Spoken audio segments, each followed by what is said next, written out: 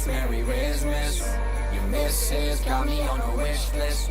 More side dishes than the 7 fishes. She'll be home alone with me this Christmas. Dudes hate it when I show up like I'm Cousin Eddie. They just stare in disbelief like when the septic's emptied. And I brought the family, we came to eat. Fighting with your girl cause she saved the neck for me. There goes your self-esteem, $1 billion team.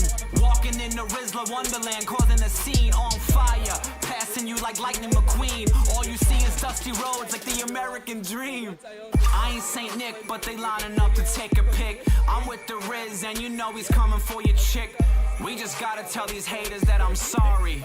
God, I'm saltier than old man Marley. Merry Christmas, Merry Christmas. Your missus got me on a wish list. More side dishes than the 7 fishes. She'll be home alone with me this Christmas. Merry Christmas, Merry Christmas. Your missus got me on a wish list. More side dishes than the 7 fishes. She'll be home alone with me this Christmas. It's like the Polar Express, the way my name ring bells. I got checked out more than people in hotels. Rizzy, baby, all I gotta do is flex a jaw, and I can steal her, like Terry Bradshaw. I guess I'm the Grinch, the way you dudes feel. I never heard of you, that's why you live in Whoville? Swag Santa, Bat Grabber, Black Panther. What kind of verse do you kill? Tony about Savage who's says in the this background? tall. It's Hook. On point like I'm Chris Paul. And More then buzz he's than a getting missed parked on call. by some Light fucking up the broad. block. Call My me t-shirt Glock, money is now in the Rizzy ass crack and Merry stripper. Christmas, Merry So thanks, Christmas. Huck. Your missus But, got me on a wish list. I don't understand. More side dishes than the 7 But Jesus fishes. Christ, this is the She'll be greatest home thing alone I've with ever me seen. this Christmas. Merry Christmas, But, Merry Hey, it Christmas. worked out. Missus I got hope, me I on hope, a I wish actually do list. hope they make More another side season, because I dishes would than love the to see the 7 American fishes. Dream She'll be on home alone Bella with me this Mean on John Christmas. Laurinaitis. You have live footage of John Laurinaitis in his living room calling somebody in his underwear saying, "Hey, bud, you fired." What did Max Caster say about me? Like I'm embarrassed the fact that I'm hosting a post show for this crap. I'm proud of you, Carl. I love this. We did our Valentine's Day post of Hooked on You, but it was mainly for Jamie Hayter and only That's- Jamie Hayter. It's not right. It's not right. It's fucking trying to build an account and we get this bullshit on the account. Great. But So follow a simp account. okay. Okay, but here's the thing, because those people, this is networking. This is We easy actually networking. follow You got simp Zach, account. it was a business decision. it's to a follow business. the It's a business. You wrestling have to simp, follow these okay? people. This is like following. If you want a stand account, you got to follow the other stands. And I know, but, like, when you shit, get big, you I- get rid of them. You I get fo- rid of them after that. It's over with. I open up our Instagram and the first thing I see is pro wrestling I don't simp, look and I'm at like, that. what is this? I don't look at that. It I don't was look a at that stuff. business decision. It's a business okay? decision because that guy promotes us, and then when we don't need him anymore, we toss him aside. That's what happens. This is-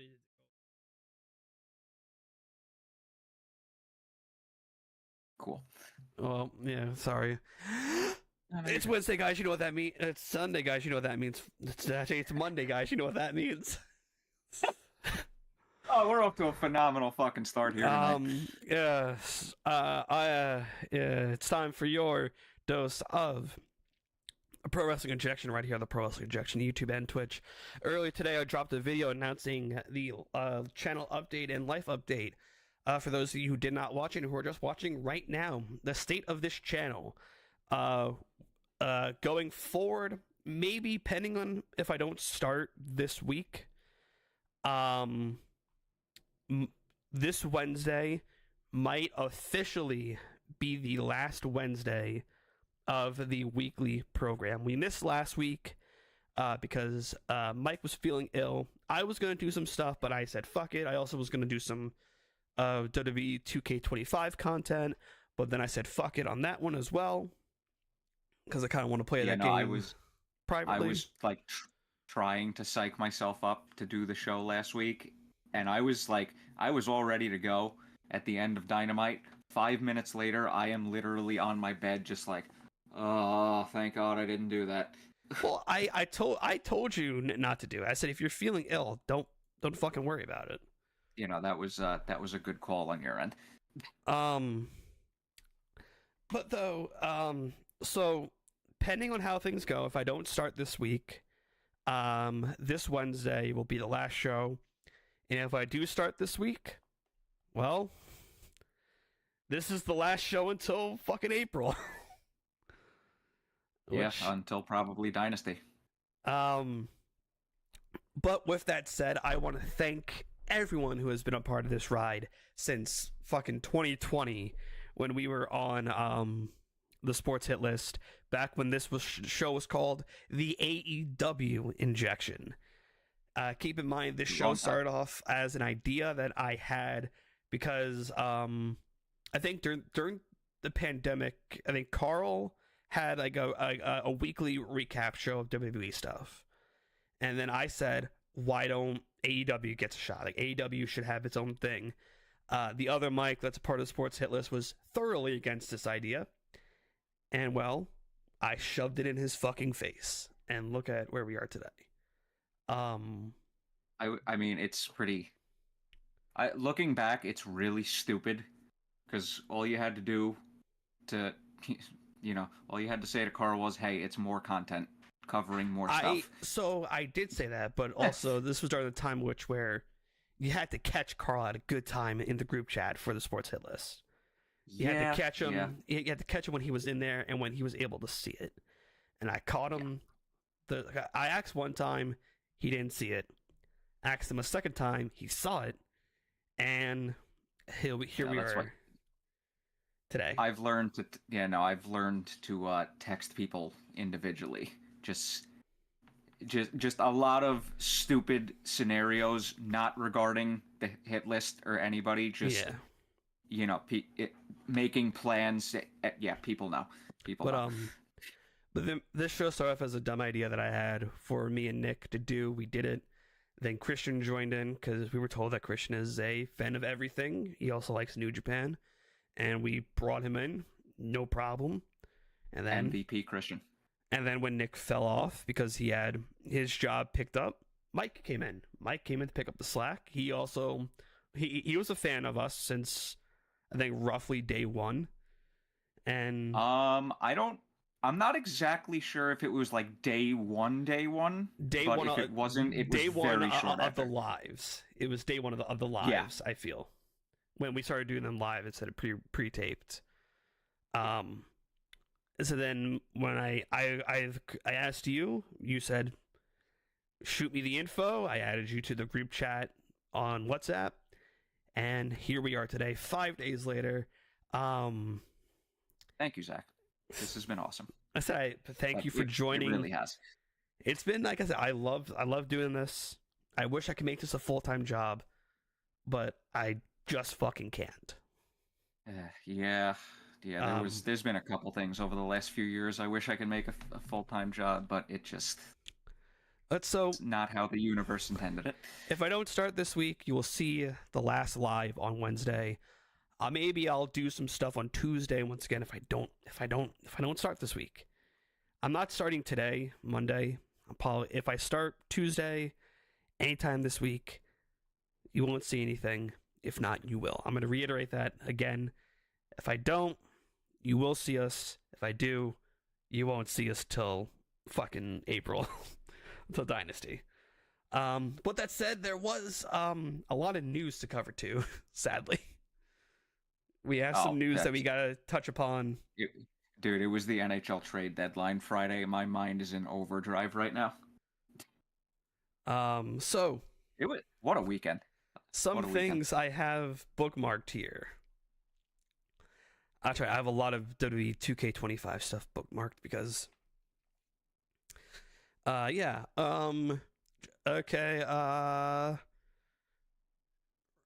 so this is... Keep in mind, this is like week-old news. Ray Phoenix is a free agent. Travis Scott actually hurt Cody Rhodes. That I heard, and I just went...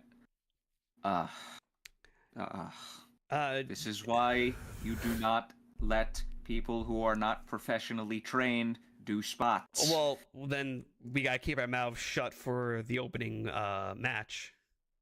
No, not the opening match. I mean the 0 hour. Okay, but it's a little that's a little bit different because one, it's a completely different spot in general, and two, I mean, the person who got involved tonight literally had to do, like, barely had to touch the person. True. It's not like they were delivering a blow. Like, what's his name was doing all the work. True. Jamie Hayter has been off of TV and is back in the UK due to her having to renew her visa. Jeff Jarrett, it has been added to the advisory board of Acclaimed Game Studios. Acclaimed Game Studios being the makers of WWE No Mercy or WWF No Mercy, those old N64 games for WWE.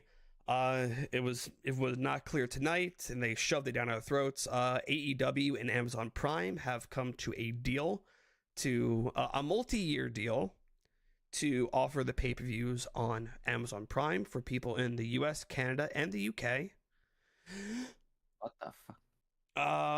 Zack Knight, Soraya's brother, is no longer under contract with AEW. And there was one bit of news left. Sorry, my friend just sent me a text of holy crap, and I was just like, what the fuck happened? And it was something that happened during the show. And I'm just like, oh, don't do that to me. Wardlow was backstage at tonight's AEW Revolution. He's been working Holy on shit. he's been working on other projects since after being injured. And yeah, his injury must have been much more serious than they were initially letting on. Yes. Also, because I don't want to cover this during the show, they interviewed that one actress for the Queen of the Ring movie and killed the entire business.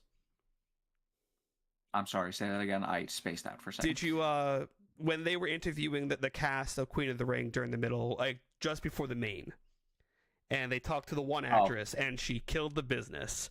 God fucking damn it. I didn't think it was that bad. I mean, yes, we all know this, but don't say the quiet part out loud. Everybody knows the quiet part out loud at this point. I know, and if but you don't, you're just not a smart person. I know, but still, you gotta respect the industry. You gotta respect the industry. Okay, so. Yeah, I'm desensitized to that. It's just like same people, like here. all the wrestlers kill the business to begin with. So I'm desensitized to it, but still, you gotta just respect the industry. So we're not gonna cover 0 Hour. 0 Hour was, nah. You had I mean, I do want to admit that the quote-unquote main event of 0 Hour was very fun. Oh yes, it was. I popped hard for Big Justice hitting the power boom on Mansoor, which was fucking great. The power bomb, aka Mansoor just literally jumping back and doing it was great. Good stuff. You also had the Rizzler there. You had Adam Devine and his co-star from the Royal Gemstones. I only remember Adam Devine from breaking news. Tom made it on time for stream for once. Yeah, well, that's goodness. Because we also talked for like 13 minutes about nonsense. Yes. So, yeah, but okay. Well, I mean, But the 0 Hour we wouldn't be doing our job if we didn't list it off. Just to, I mean, you know me.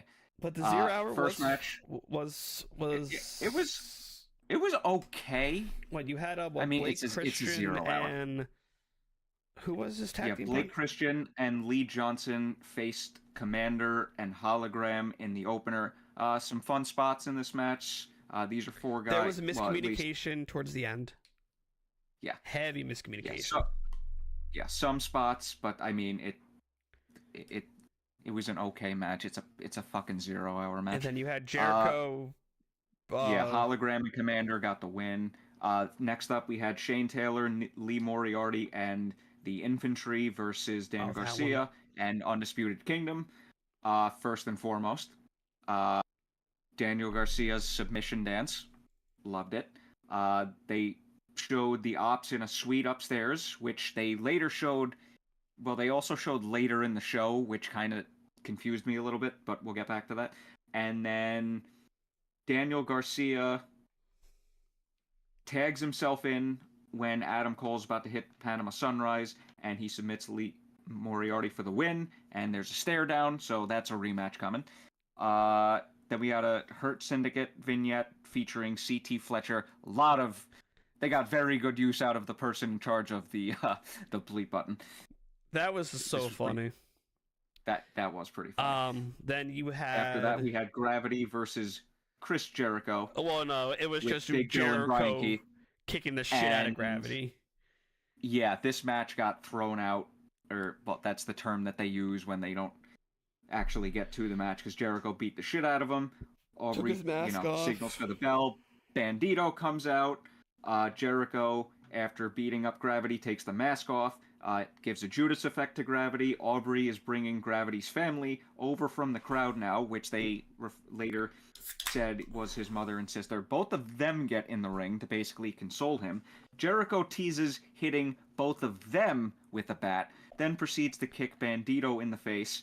Then after this, like you said, the mask came off of Gravity, which led to all that. And then as Bandito pulls like one last attempt to not get the women hit with a bat, he gets kicked in the face by Jericho.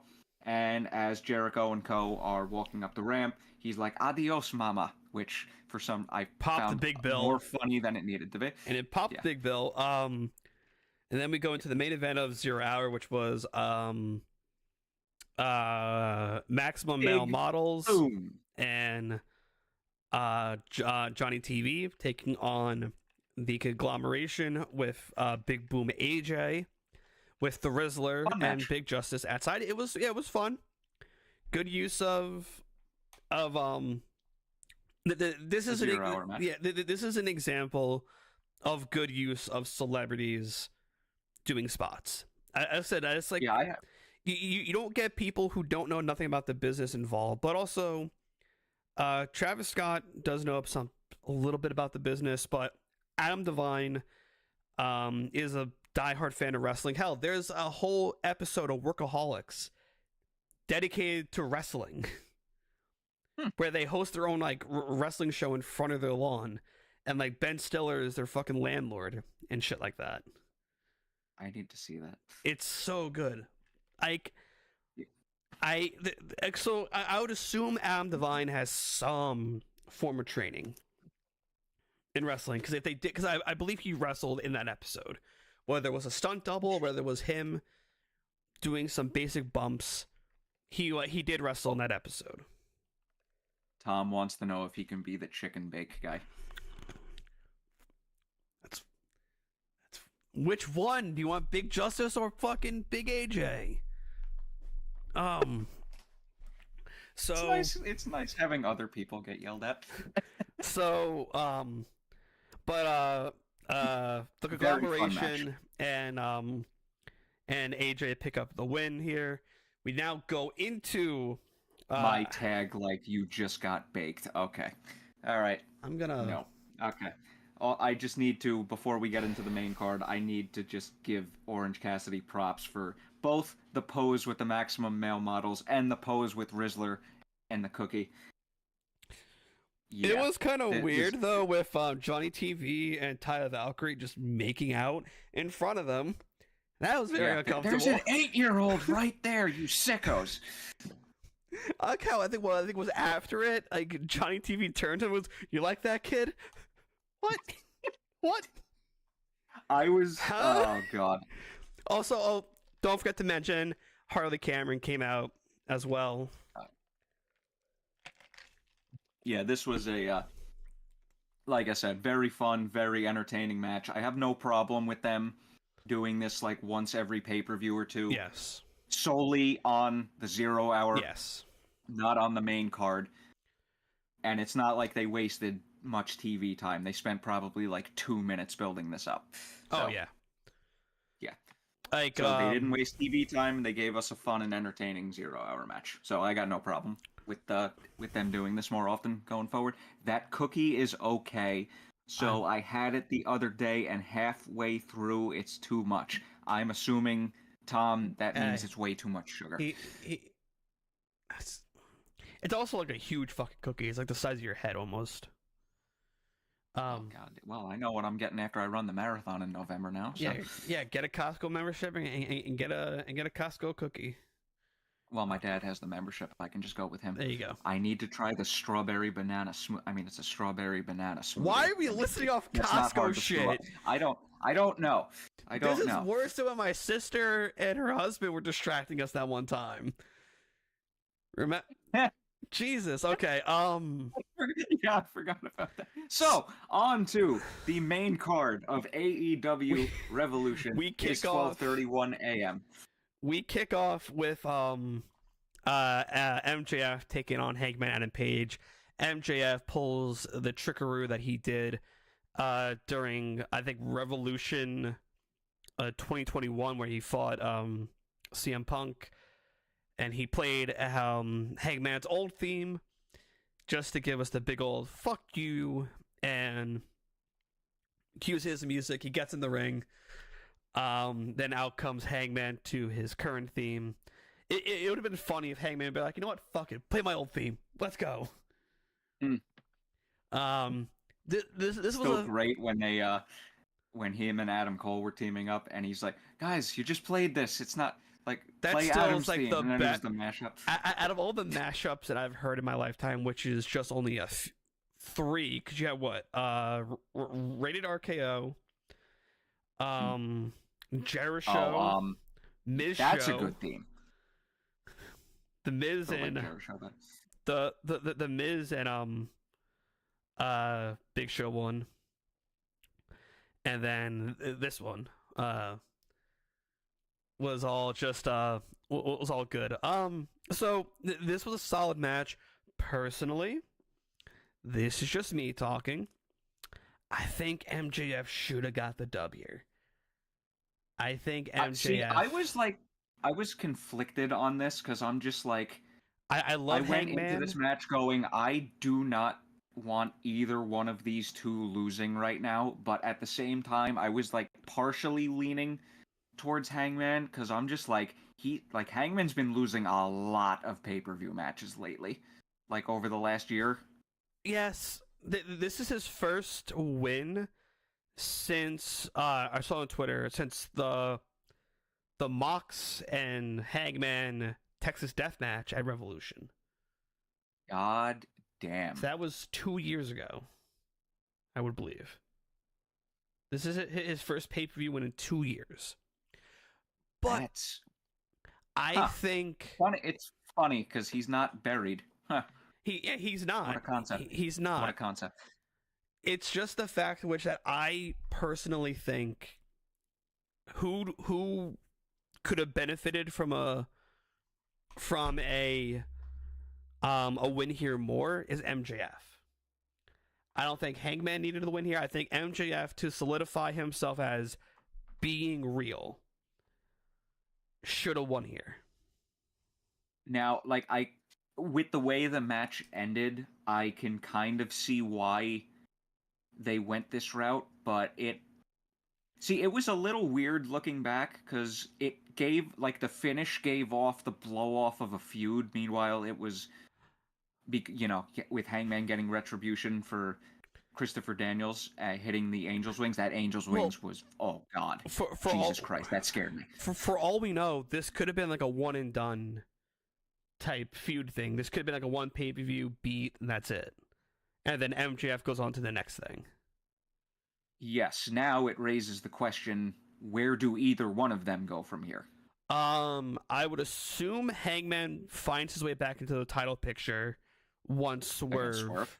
Yeah, once Swerve gets it. I can see him landing back there. Because it's almost like kind of like with Cena and Orton and every other feud that we have mentioned in AEW like this. It's like Batman and Joker, destined to do this forever.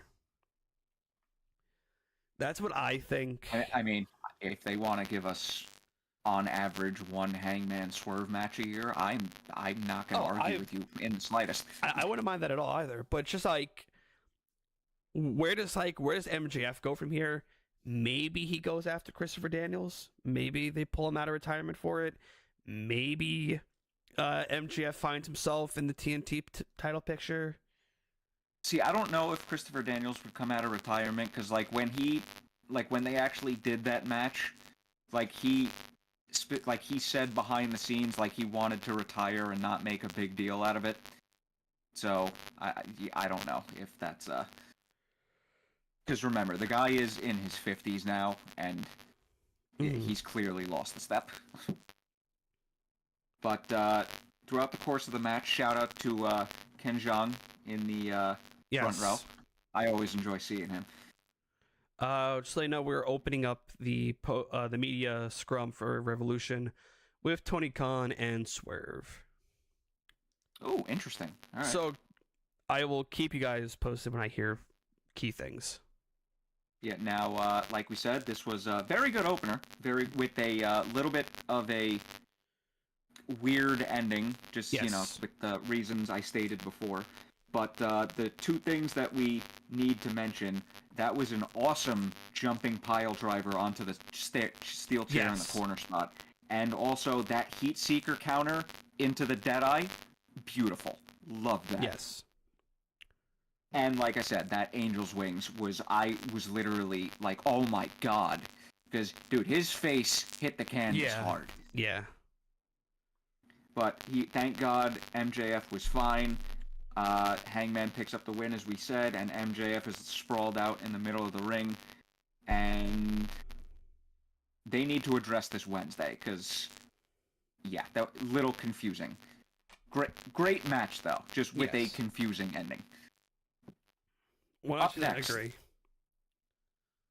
Up next, we have the TBS title match, Mercedes Moné versus Momo Watanabe. I thought this was a good match. This was really good. Yeah. Now, I once again, I believe I mentioned this when Billy Starks first got implemented into this feud, or into the latter half of this setup for the pay-per-view. It is clear, I believe now we are going to Dynasty with her and Mercedes Moné. I would love to assume Billy goes over. I think getting this title onto someone who is fresh, who is new, who is ready now to kind of put the company on her back. Because this also then gets us probably into maybe Billy, Athena, Double or Nothing. And then that was going to be a question I had. Are Athena and Billy Starks still a duo? I don't know. I don't follow Ring of Honor too closely. But I believe this leads us into probably, like I said, Billy, Athena, Double or Nothing, triple threat, Billy, Mercedes, Athena, all in. Maybe, and they could also pull the route of Mercedes beats Billy, and then Athena comes after that in sort of I'm going to make up for my protege or friend scenario. And then Athena eventually drops the title to Billy. I could see them doing that, maybe. It's the fact at which that I think right now, as much as Mercedes is doing good, I want to see it's like with Daniel Garcia. I want to see someone else with that title. I want to see a fresh face. He's had it a while now.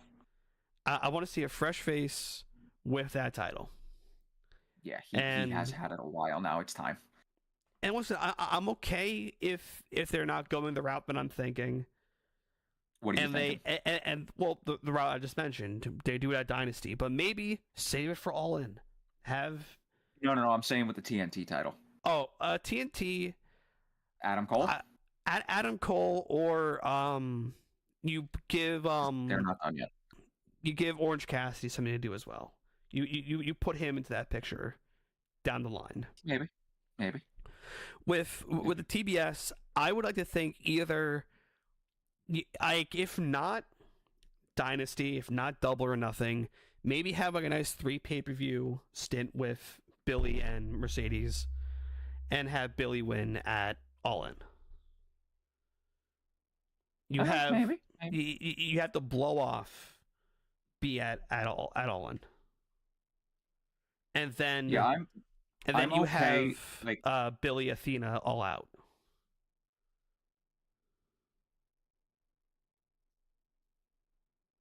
That's like we got a while we have a while until all of that though.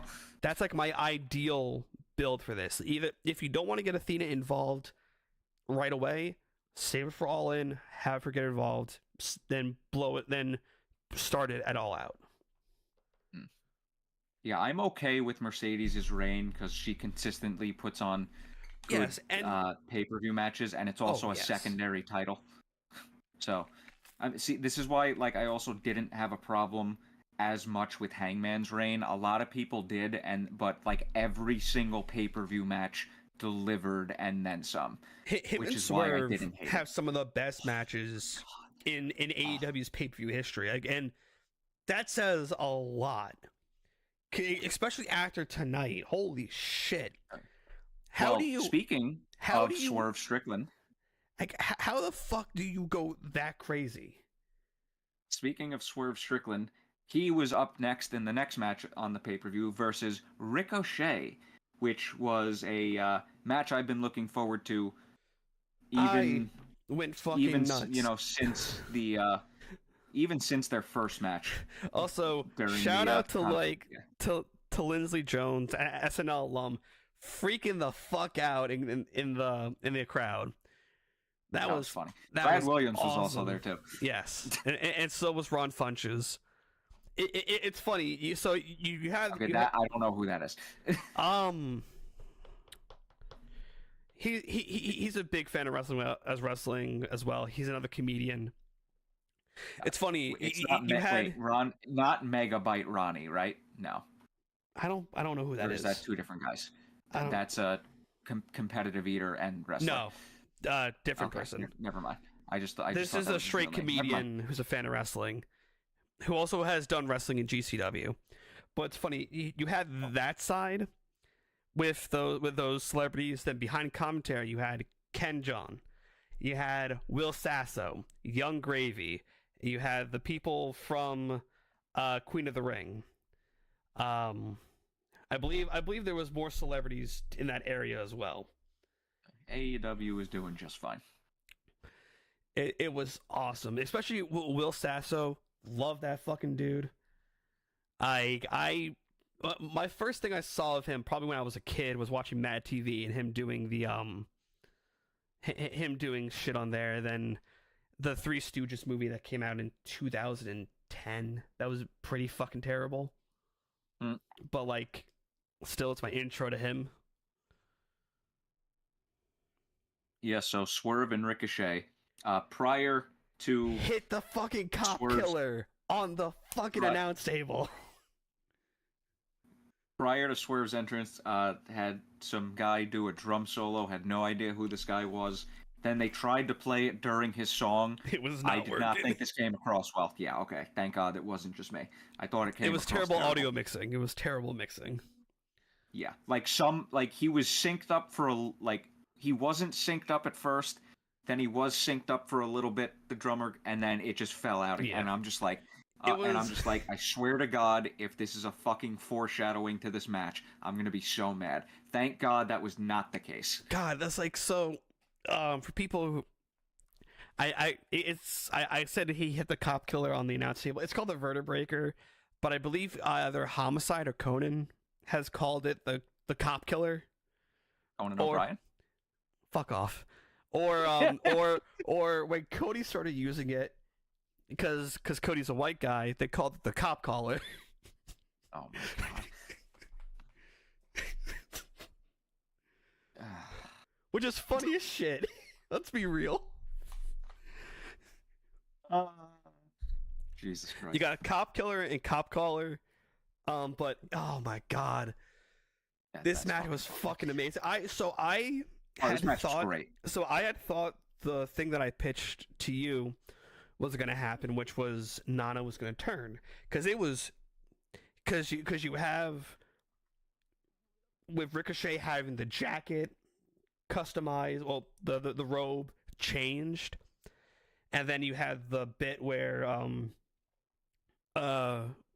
Swerve pushed Nana and Nana left. I'm like, oh my god, this is happening. This is what it's coming together this way. See, I actually was the complete opposite, because I looked at it as they're doing this to play mind games so Ricochet gets overconfident, aren't they? Like in story. I mean, yes, they could do that, but I had thought, just because, like, say, I thought it was going to make sense, because you have now him altering the robe.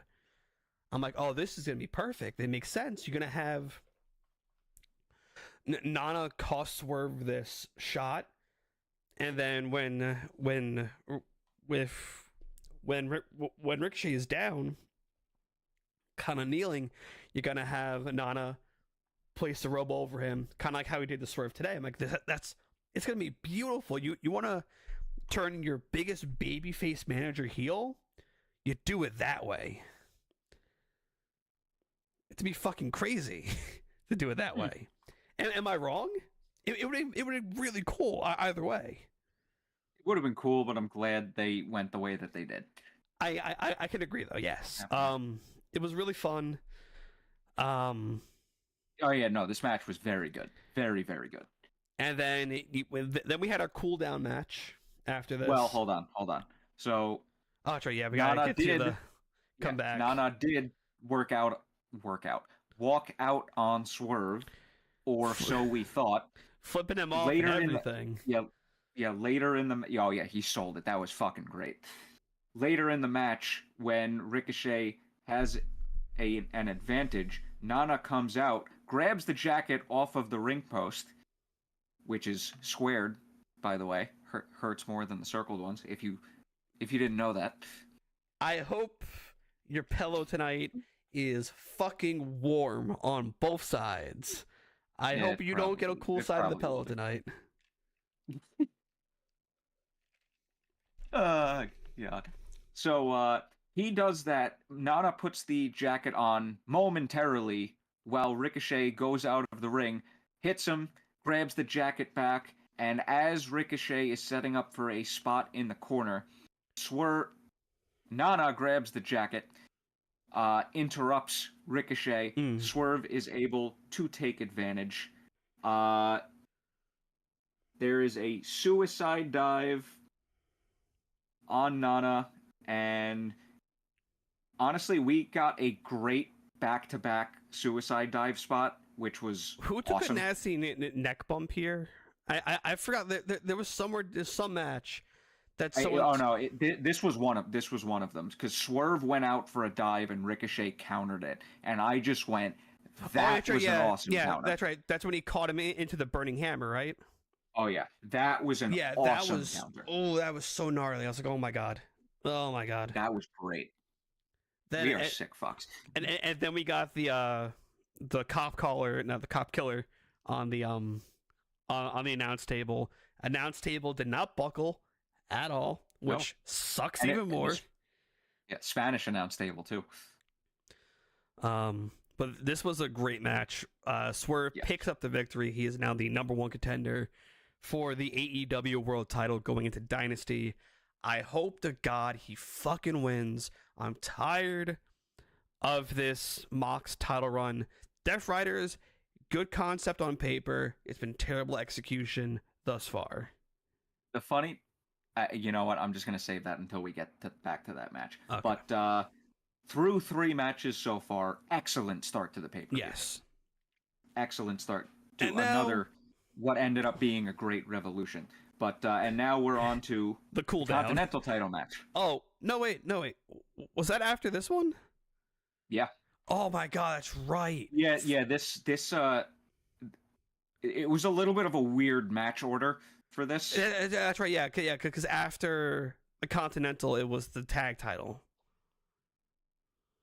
Yes. Yeah, that was the real cooldown match. But the Continental title match, Brody King versus Continental Champion Kazuchika Okada. Yes.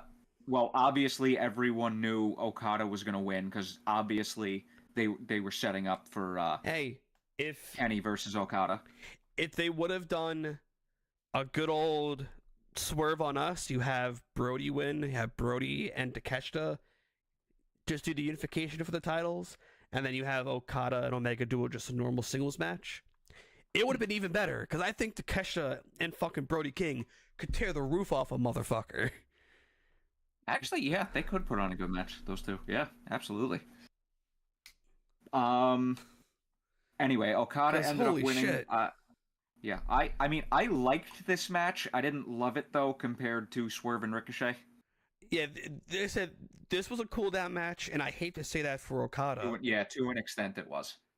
And then after this, we had another cool down spot, which with this was the real cool down match. I was shocked that they didn't leave this until after Fletcher and Ospreay. AJ and I believe Big Justice are about to be on the about to be on the media scrum. Just making sure. What about the Rizzler? What about the Rizzler? No, never mind. It's just it's just AJ, which I believe is understandable. Yeah. I kind of hoping that they're not gimmicking. He's not going to gimmick himself up, do the booms too much, as he's doing the booms too much right now. God fucking damn it. Yeah, I love them. I've legitimately stopped caring about these. Just in general. Okay.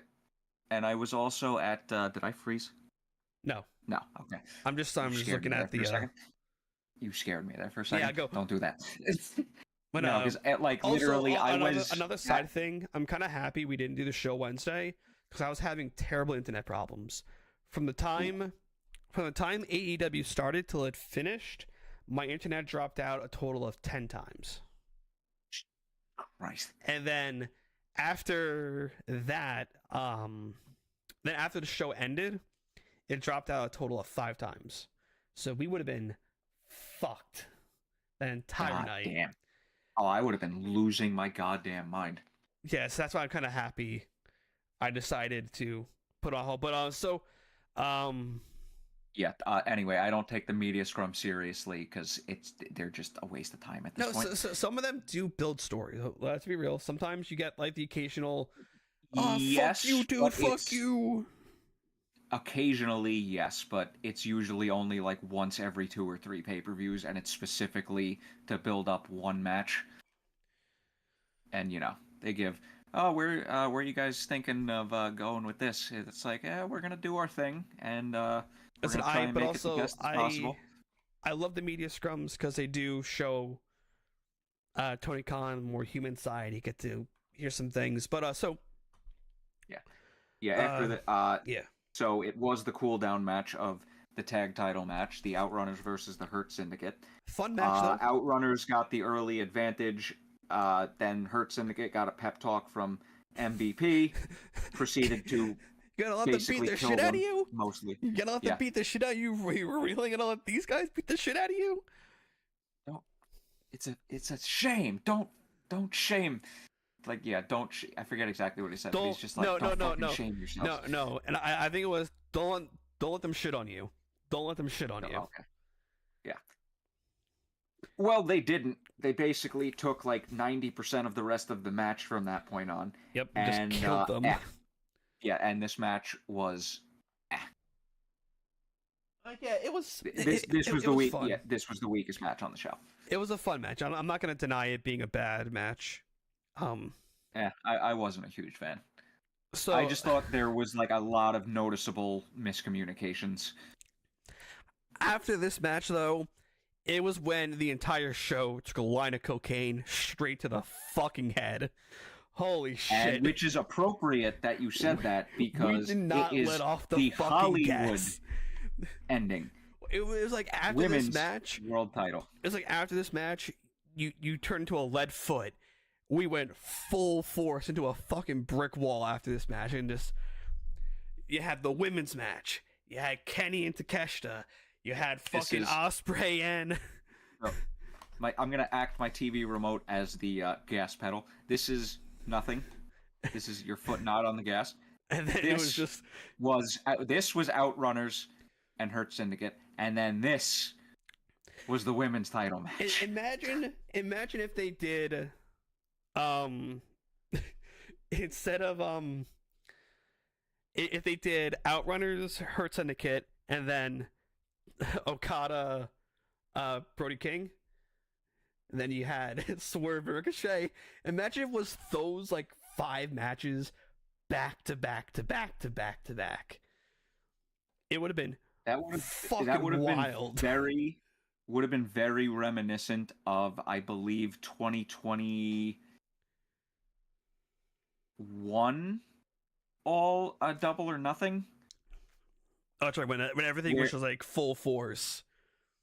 Yeah, when they had like they had like a so-so half of the show, and then Darby and Kyle O'Reilly went out there, and that was the first of 5 matches that, like I just said, gas pedal went.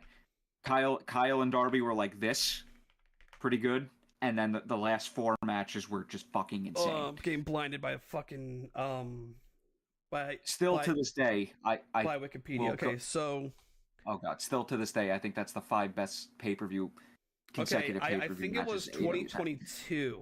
2021 had Serena Deeb. Oh, you're right. It was 22. Yes, let me get 22 up, because 21 had Sting and Men of the Year. Actually, Sting and Darby Darby. brought up Serena versus Riho. That was a good match. Okay, yeah. So 2022, we kicked off with Hook and Danhausen, Tony Nese, and Mark Sterling, which was the 0 Hour. Wardlow, MJF, Hardy's, Bucks. Hardy's in the Bucks. Jade Cargill, Anna Jay, House of Black, Death Triangle, Adam Cole, Samoa Joe, Britt Baker, Ruby Soho, America Top Team, and Frankie Kazarian, Sammy. Oh my god, I forgot about America Top Team. Holy fuck. Who?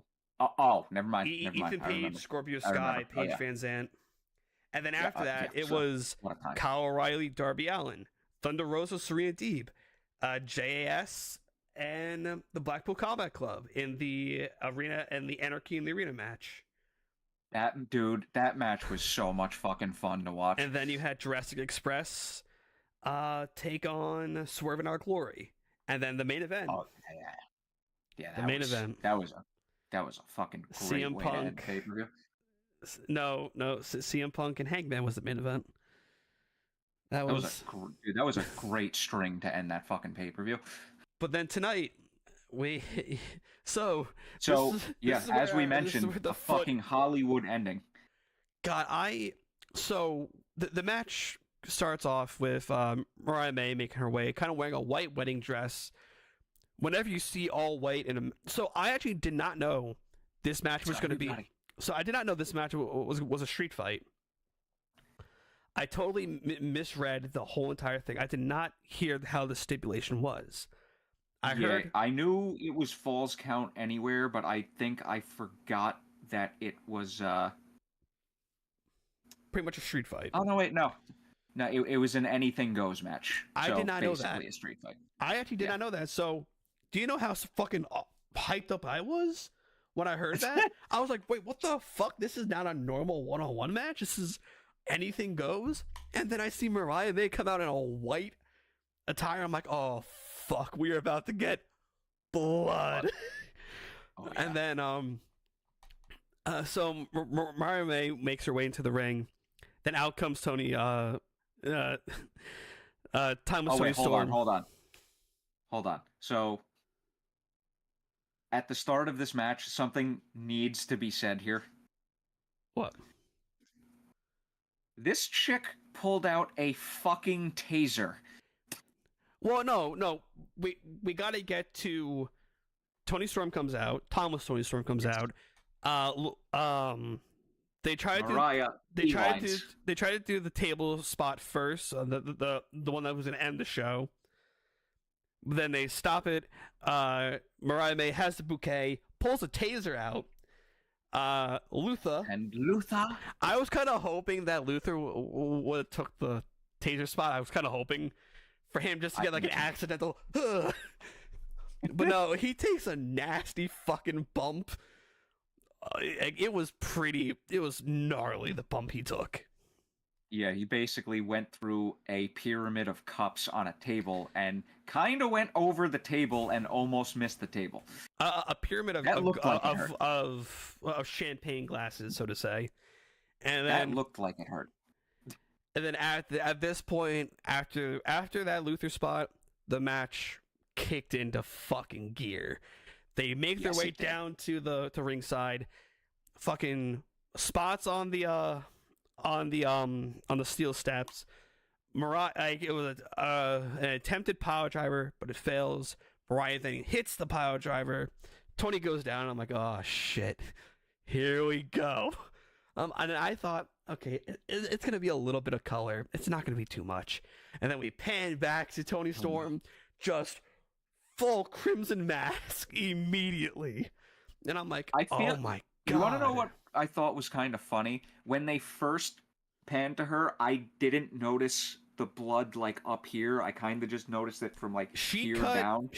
They cut away quick and then cut back, and then you saw this just fucking red. So they cut to Mariah May first, so Tony can do the blade spot. When they cut to her, she's like, because it was starting to flow, and you can definitely tell that Tony was trying to rub to make it flow more. She cut here on the top of the hairline. Perfect spot to do. Well, poke and twist and poke again. If you watch YouTube, Maven, former WWE superstar, has his own YouTube channel, and he has talked about how spots are done. And he's talked about how blade spots happen, how wrestlers either hide the blade in their gear or give it to the ref. But beautiful crimson mask immediately. And then we just fucking go crazy from there. She like just opening up the spot more and more and more. And if you thought her crimson mask after the Mariah May turn was bad, this one was just fucking beautiful. They beat the shit out of each other. They got broken glass, which for all we know could be real, could be fake. We don't fully know yet. I am leaning towards it being fake because like if it was real glass, you would have noticed bleeding everywhere like right away, because real glass cuts you like that. Oh, I'm aware. Like, I believe what I came to the conclusion was the green glass was the fake one, the clear one was the real one. Because remember, like when I believe when Tony started dragging, I believe Mariah got her back cut up a little bit. But it looked like it was mostly fake glass. But fuck, they beat the shit out of each other. They brought this back up to the top because Mariah starts bleeding. Here's where WWE needs to start doing stuff. You gotta let women have Extreme Rules matches. You gotta let your wrestlers bleed. I think letting your wrestlers bleed tells a story. It helps get points across. Like, don't have them bleed like how AEW did at the start of their inception, bleeding every time. Only bleed when it's fucking necessary. And right here, this was necessary. Because right now, like in AEW's history with women's like Extreme Rules matches, we've had like 10? Britt and Thunder. I believe. I know. I know. Britt has had cage the most. Had blood. I know. Britt has had the most Extreme Rules matches, or like anything goes matches out of everything. Yeah. And then you had Anna Jay and Ty Conti versus Penelope Ford and the Bunny. Yes, I forgot about that one. There has to be like a total of maybe like 5 or 10. I would like to think somewhere between that. Somewhere. And each time the women have had these fucking matches, they've nailed it. Even though you hate Britt Baker, you could say every like anything goes match she has had with XYZ opponent has been fucking amazing.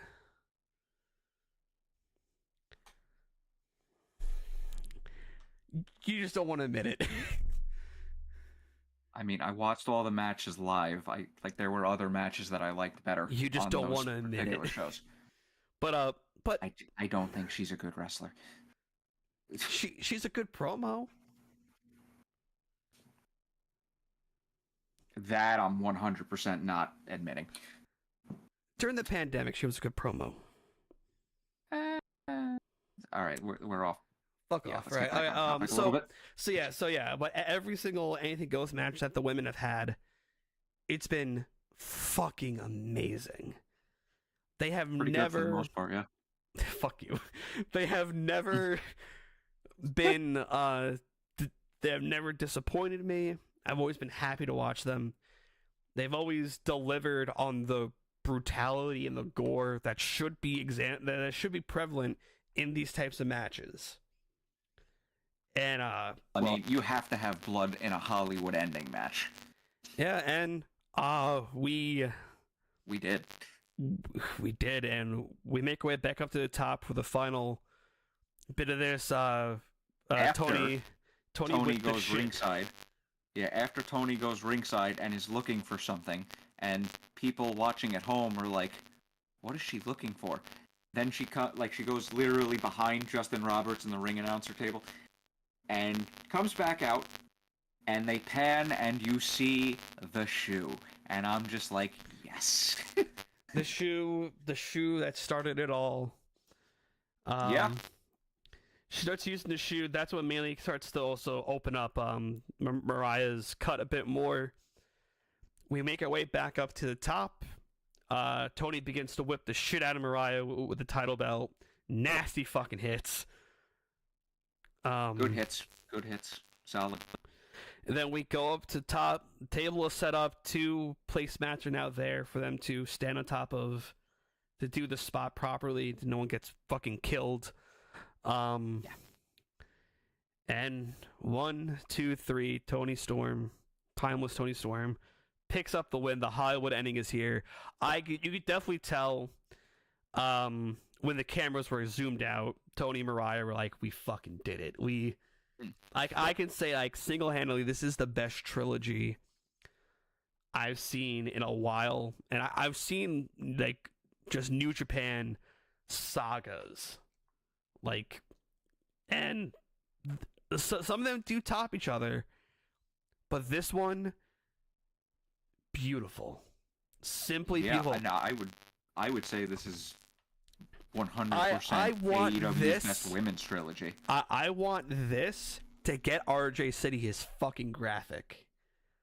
Remember, RJ City's been their producer. Well, technically, doesn't he work backstage? Yeah, but people who work backstage got graphics. Fucking Renee got a graphic. Yeah, but she's on screen all the time. So is he. He's on the fucking 0 Hour and the Kickoff show for AEW every month. Okay, that's fair. He also has AEW. That's fair. Okay, you're right. He's been the producer of every single match, and holy shit, he has knocked out. I believe someone. Fucking blinded by God's and there's ray. the blind. There's the lights. Did I bookmark this? I did. Okay, so someone made like a credit sheet to it, and here's how it goes. You got AEW, written and directed by Tony Khan and RJ City. Cast: timeless Tony Storm played by Tony Storm. The Glamour Mariah May, played by Mariah May. The Butler, played by Luther, as himself, RJ City. The former champion, Hikaru Shida. That's the former champion played as Hikaru Shida. As herself, Renee Paquette. The first champion, played by Rio. Mariah May's debut opponent, played by Queen Aminata.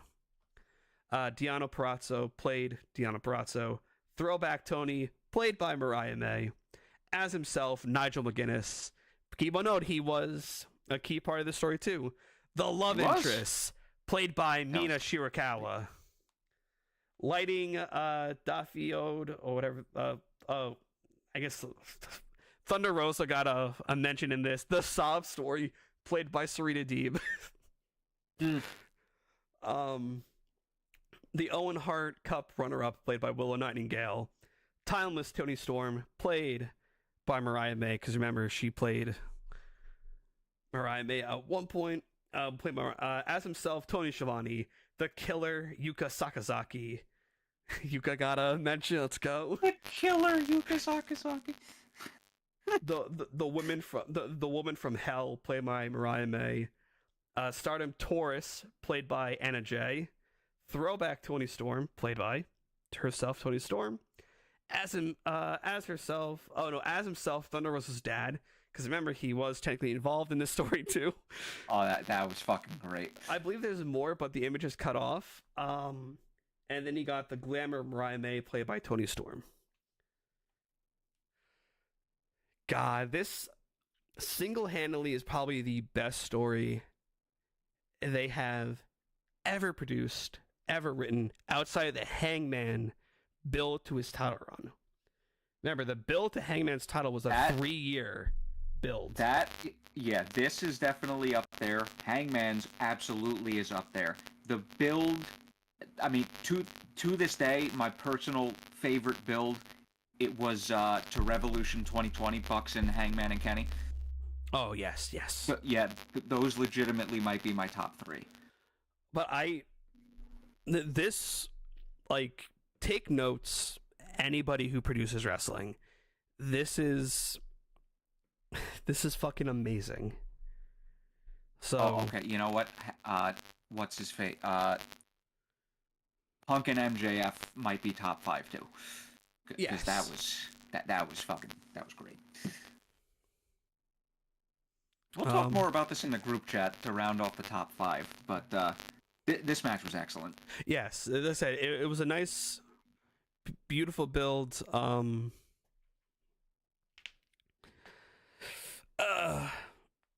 Yeah, because when did this start again? Was it February or March of last year? It technically started at the Owen Cup. So what, the Owen Cup? Is that when Mariah debuted?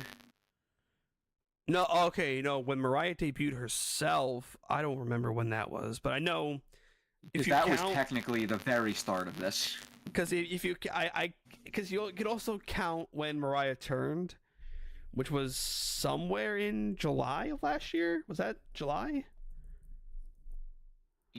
That was the conclusion of the. That was right after the final of the Owen Hart.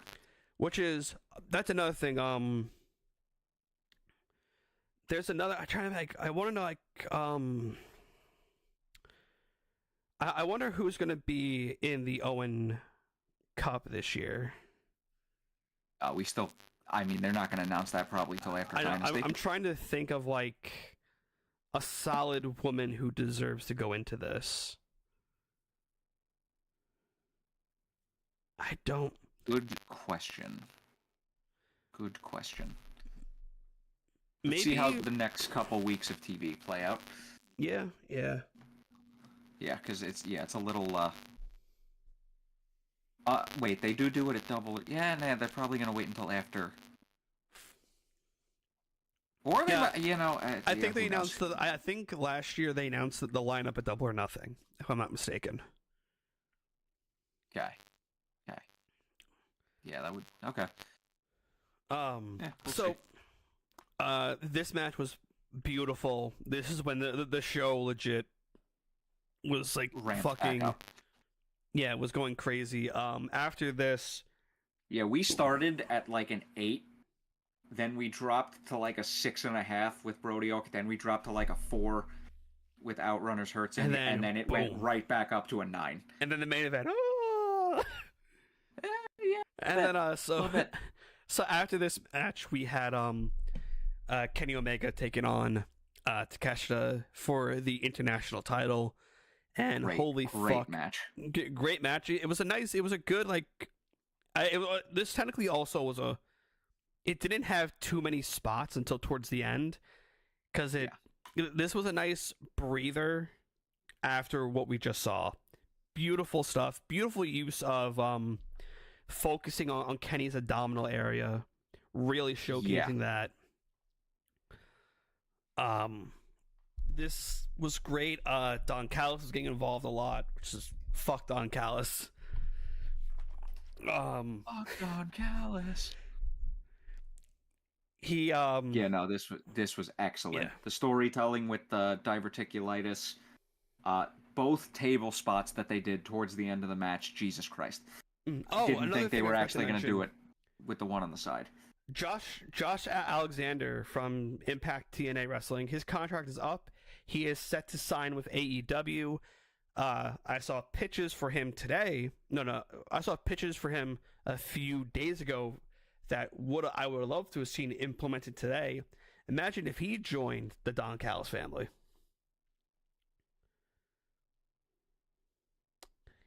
I don't see it happening. I'm not familiar with his work, really. He's more like amateur style wrestling. Think of like Kurt Angle type. Oh, okay. So kind of like, yeah, almost like a Kurt Angle type. He's really good. I don't see it happening. It would have been interesting if they could pull it off, but I don't see it. Speaking of him, where the hell is Speedball Mike Bailey? Yeah, I thought they were gonna have a cool down segment of Max Caster being like, "Hey, I'm the greatest wrestler alive. Call out time." I think they're probably gonna save that either for like a go home show, Dynamite, or even tomorrow. Not tomorrow, like Wednesday. I am 5 Dr. Peppers deep right now. Oh, dude, I'm not even joking. I had large ice latte, Gatorade, and 2 ginger ales to get myself through the show. 5 Dr. Peppers. That's why I'm more giddy and talkative right now and pitching shit out the ass. Love it. So this was a great match. Kenny Omega picked up the win here. He is now our new international championship.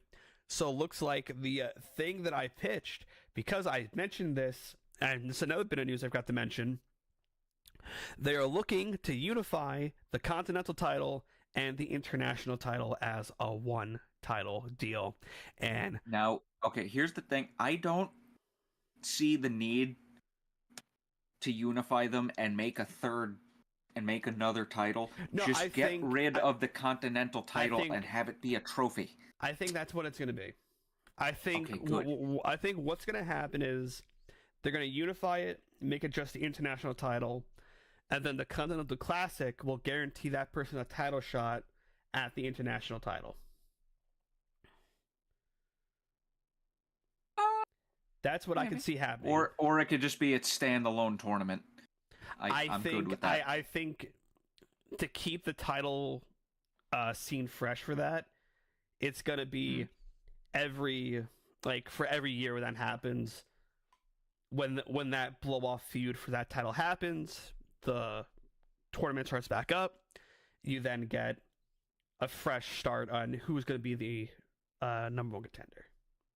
I think that's the best way to do it. It's like what you do for the Owen Hart. That guarantees someone a title shot at the world title. I think they should change that. It should be a title of their choosing. Make it fresh instead of just immediately throwing someone into the world title picture. And then having that not fucking work out. I think... we'll get back to that in the main event. But because I think it makes the most sense to do that. You have the Owen Hart, have it be a title of their choosing. So say if like a Kyle O'Reilly wins it, do you see him believably going after the world title? No. You could see him believably going after the TNT, going after the international title. Because you have to like make it believable for this person to go after this title. Sure, everyone who has won it, from Adam Cole and who won it the other year? Was it Swerve? Owen Hart. No, Eddie Kingston was the first Continental Classic. Hold on. Let me go. On Heart. I believe. Okay, it was Willow and Mariah for the women's. Hold on. God's Adam. Ray. Oh Hold no, on. wait, no, wait, hold Okay, on. okay, They've so, had okay, 3 so here you far. go, Britt here you go. Baker and Adam Cole won the first year. I have them up. Okay, yeah, so you have Britt Baker, Adam Cole, first one. The second one was Starks and Willow. That's right. And then That's right. the last one was Brian and Mariah May. So everyone who has been in there been believable to go after the world title. Even Ricky Starks. Believable At to go the after. time, yes.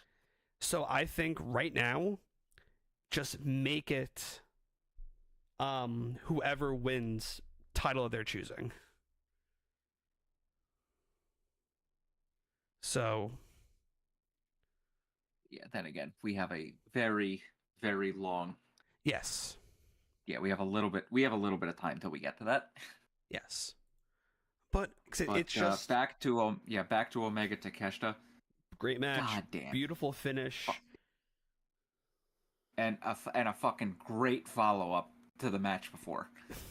And then after this, Oh wait, hold on. Can we just please give Don his marbles when he was doing the jumping up and cheering after both table spots? I was fucking dying. That was fucking hilarious. oh, those fucking table spots are gnarly as shit. The first one wasn't so bad. No. The second one looked like it sucked. Okay, no. So the first one, Takeshita was a bit too far to the left. So I believe he actually did hit the the part where like the table bends at. Oh yeah, that's right. I didn't even think about that. But even still, like Yeah, the second one was the fucking worst one. There's no give on the side of a fucking table. No, there is not. And that table No. was gimmicked too. There was no fucking give on that. Yeah. So, yeah. So Kenny is our new champion. I can't Yes, wait. and Kenny, he wins via roll up after Don tries to interfere in the match, which makes Takeshita still look strong. and it also makes sense in story that Kenny was not only selling his stomach because of the diverticulitis, but also he didn't have enough in the tank to pull out his finishing move. Yes. So it sets up. He only it was sets able up a third to- singles match. He only was able to pull off the the Kami Goye, the V trigger, and that was it. He didn't pull off the Tiger Driver. He did the V Yeah, he did trigger, one moonsault. Yeah. and yeah. He also did the you cannot escape. Yeah. Yeah. So after this Brilliant. Yeah. is good when match. is when Brilliant we just said fuck it to the gas pedal and ripped Yep. it out of the floor, and but we kept it in the passenger seat just in case. We kept it in the passenger seat just in case we need to realign it. We had holy hell, what a match. we had the steel cage match. match of Will Ospreay versus Kyle Fletcher. I made a joke to my friends as we were watching this. You wouldn't get it because you don't follow the WWE current product too much. But Will Ospreay scared the shit out of me with his entrance music. I'm like, what the fuck in the Def Rebel is this bullshit? I would have got that. I would have got that. I was literally hoping and praying, please don't come out to this. Please don't come out to I'm this. like, I was like, what in the Def Rebel? And then I checked Twitter, hoping for someone to make the same joke I did. Everyone's like, no, this is pretty cool. I'm like, what the fuck? No, I was actively going, please don't come out to this. I'm on another level. And then they just kept looping it. I'm just like, stop. I'm like, Go to his what regular music. Stop this. I'm like, what the fuck is this? I'm like, I better hear in the next few fucking seconds. You better have held on to those rights to fucking elevated, you motherfuckers. I swear to God, if you lost those rights, I'm going to Jacksonville and I'm making it a problem. Gonna be outside like like in that one movie with a fucking boombox, holding it up, playing it. outside of AEW corporate office, which is just the Jacksonville Jags corporate office. So good. So good. But we eventually got elevated. Adam elevated so good. Will Ospreay comes out, also wearing white. I'm like, that's pretty interesting. Keep in mind, they mentioned this on commentary. Kyle Fletcher was wearing the kick pads from Full Gear, which were just mainly the back of them had the stained blood. Wait, the Full front. Gear or World's End? I think they said Full Gear. Okay. I'm almost certain they said Full Gear on commentary. Wait, did they even fight at Full Gear? You're making me look up and get blinded by God's ray over here. Yes. Bitch. It's the light. Full Gear 2024. You know, because I was at World's End, and I believe that was their first match. Fletcher Ospreay pinfall. It doesn't fucking say. They fought. Okay, so I'm almost certain. Commentary, and this was from Excalibur himself. Okay, yes, it was. It was Full Gear. Wait, no. Okay. No. I'm trying to see photos of this match. I'm also trying to see fucking his kick pads, Kyle's. Looking at it, I believe it was because it's the same gear.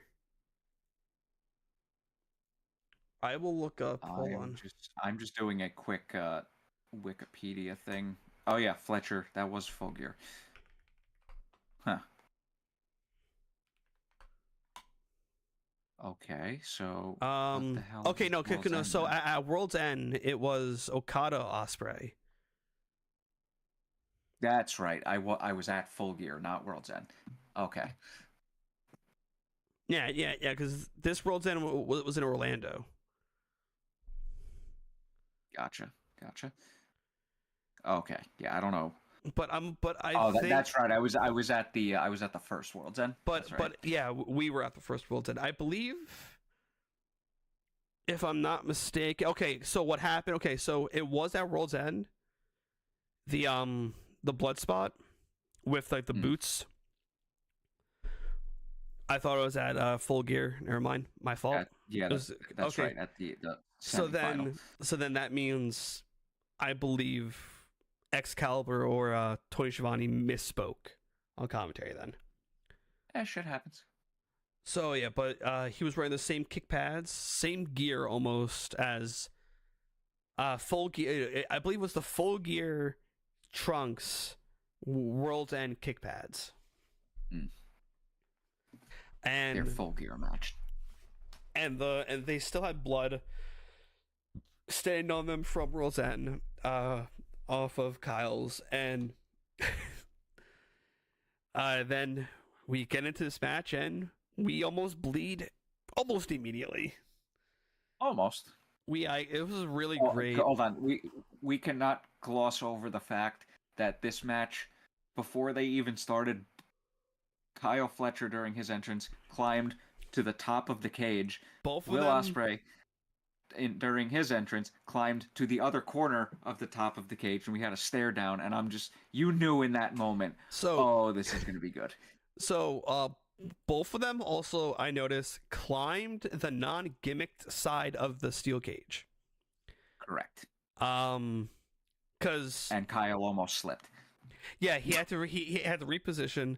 So when I say gimmicked side of the cage is when I'm talking about the holes that are punched in. The noticeable holes. I'm trying to get a list of the referees, so I'm not mistaken. So when I make this joke, it was Paul Turner, right? Paul Turner was the referee. Okay, good. I just want to get this point across when I get to it. So great. Yeah, because I just remember him going, Fletcher, down. So yeah, okay. I'll get to this point now. Then, so we're gonna talk about it again, but I'm gonna mention this first. Paul Turner is the referee that lets shit fly way too much. Like, he was screaming at Mark Davis, "Get out of the ring! Get out of the ring!" You know, if it was... technically it's a no disqualification If it match. was Bryce Remsburg, though, he would have thrown Mark Davis out of the fucking ring. I don't know, him because out it's of a the no ring. DQ. Technically, it's no disqualification. But still, if Bryce Remsburg was the referee for this match, he would have kicked him out of the fucking ring immediately. He would have gotten in his face. Because, one, Bryce Remsburg, outside of Aubrey, is one of the best referees AEW has.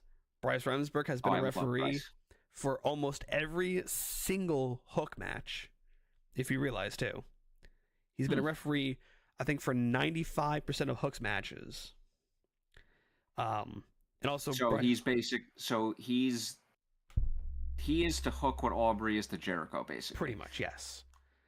He has been the referee, and also, like, Bryce is like Aubrey, takes no shit. Like, if he sees you about to do some sketchy shit, he goes, "Nah, fuck you. I'm taking that chair out of your hand. I'm taking the ring off your finger." Stuff like that. And then there's Rick Knox. Fuck Rick Knox, man. Fuck that Fucking bald love Rick bitch. Knox. Bryce is also bald, but fuck Rick Knox and that bald. Fuck his bald ass, right, man? Fucking asshole. God. I got heat with Rick Knox. Shitty fucking referee for tag matches. So I want to get to just when Will starts bleeding, because fuck, these wrestlers took blood thinners tonight. They had to have. Because one, Ospreay almost an immediate crimson mask too, just covering his face. Oh yeah, when they initially did the spot against the cage, you just see Fletcher go up to it and just lick the blood, and I'm just like, you sick fuck.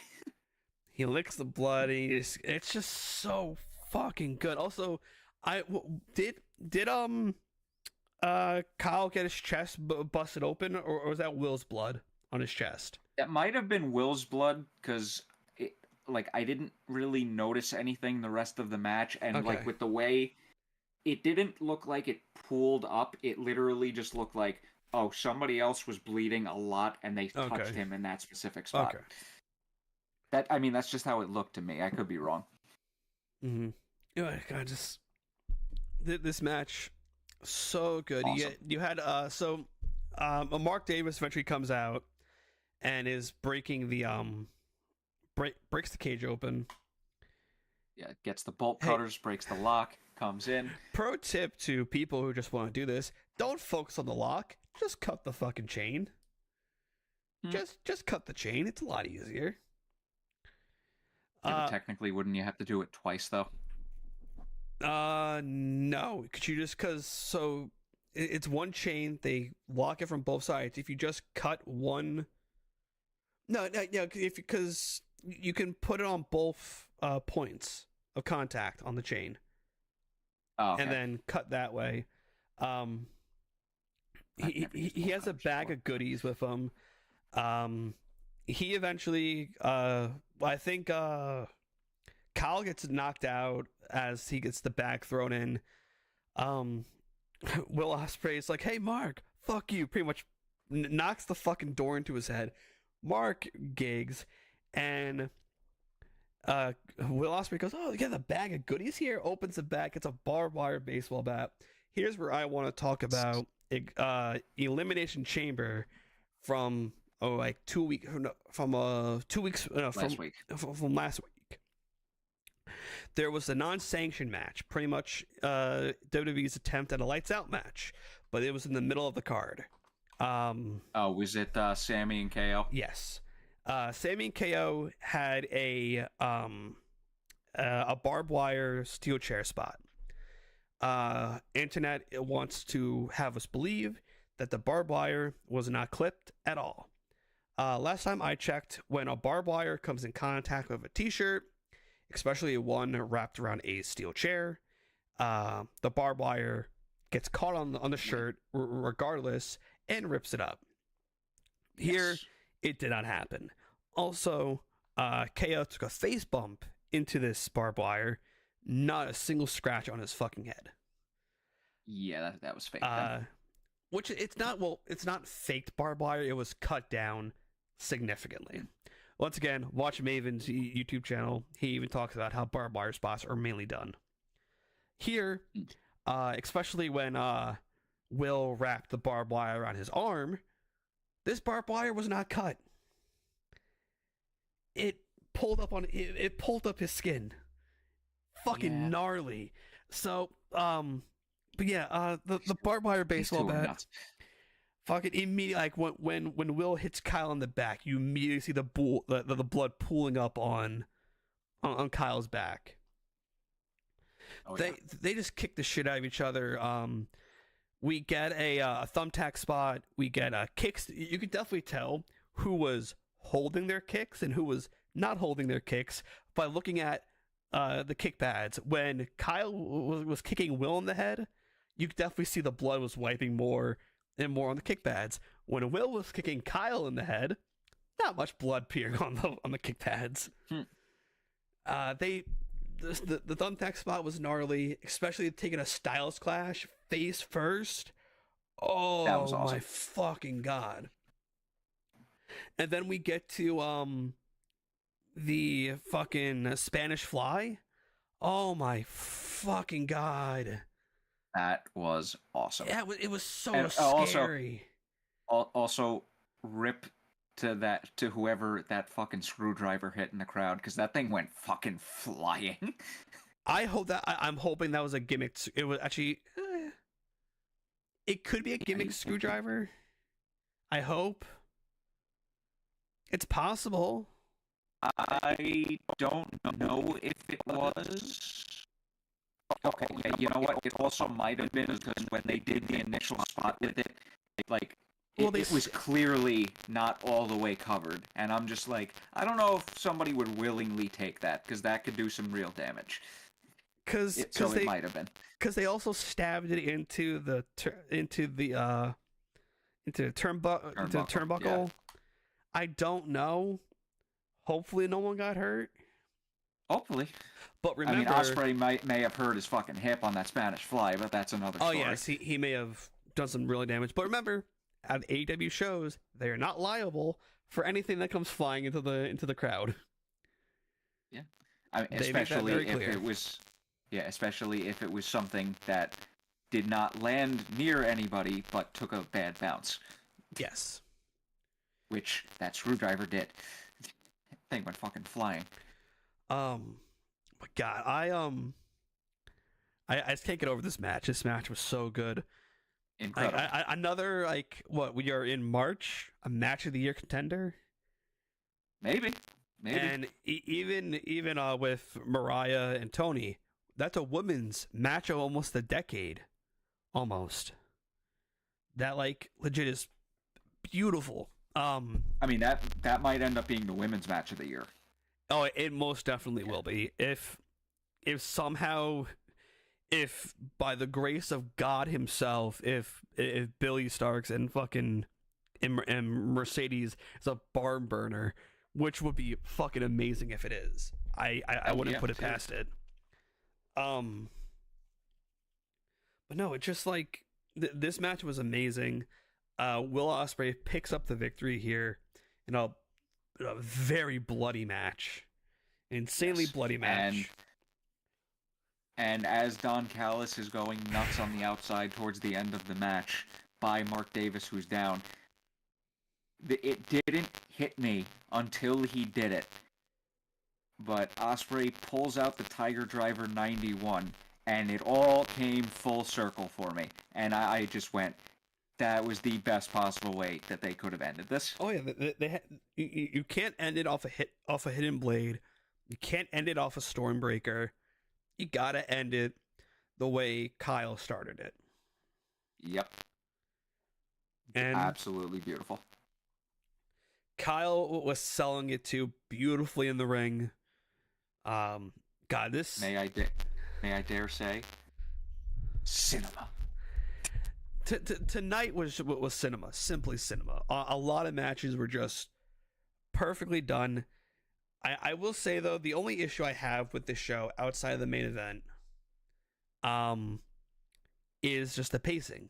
Towards the end, I love being full throttle on the gas. Oh no, Tom, is my audio doing that thing again? Mike, your mic is so double mic is electronic. Gotcha. But in my ears right now, It might just be on the YouTube screen. Yeah, it's probably on the YouTube stream because his audio in my ears right now is perfect. It's probably YouTube and their shitty fucking frames and shit. So now it's time for what is the cooldown, which is a main event, which is kind of surprising. It's time for the main event. Okay, Tom, I hear it, so you don't really need to send it to me. Oh, okay, so it is YouTube. Yeah. Ooh, that's weird. Because if you're hearing me just fine, that tells me it's not Discord.